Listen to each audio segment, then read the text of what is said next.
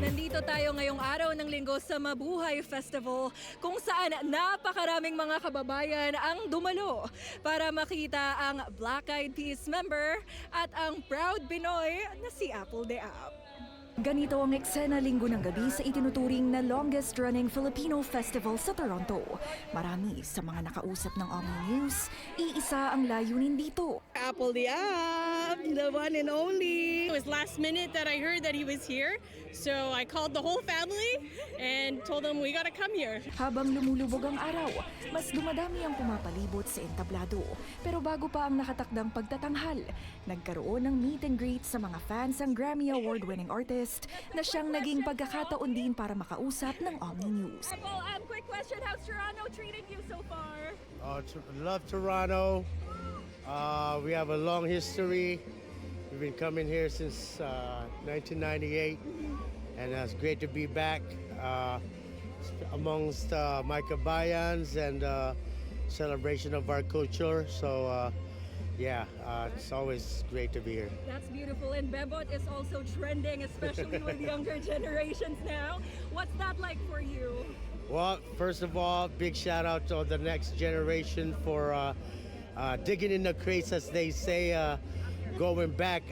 Feels like they're discovering the diaspora, discovering themselves, their culture, and it makes me feel proud to be, supported by my kabayans and the next generation. At pagpatak ng alas 8 ng gabi, talaga namang naramdaman ang pagkasabik ng mga Pilipino.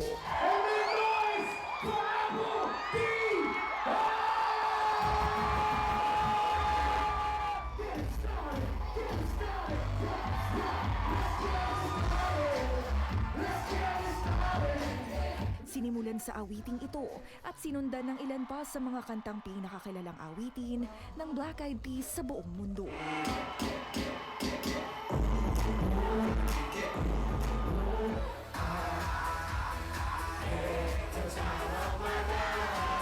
Pero ang isa sa mga awitin ng grupong malapit sa puso ng mga Pilipino, dedicated ni Apple de Ap para sa mga OFW.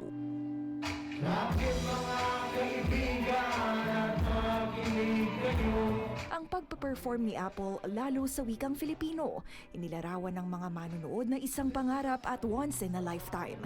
Kaya marami sinulit ang pagkakataong makalapit sa musician.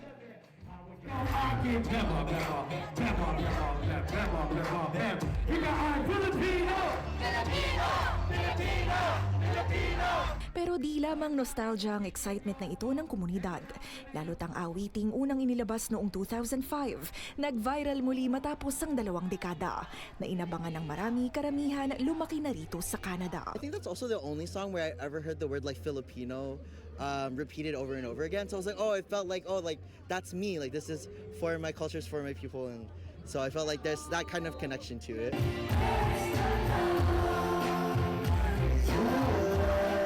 Ayon sa organizer ng festival, isa rin daw paraan ng anilay kauna-unahang pag-perform ni Apple bilang solo artist sa Toronto.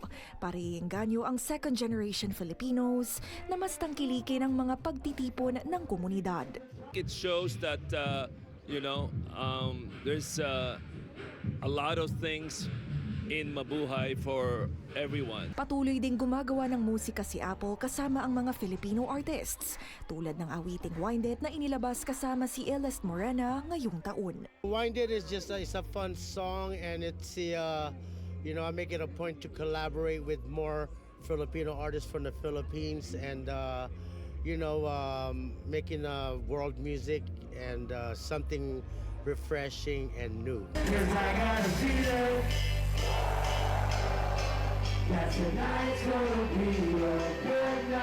Media partner ang Omni Television sa Mabuhay Festival ngayong taon.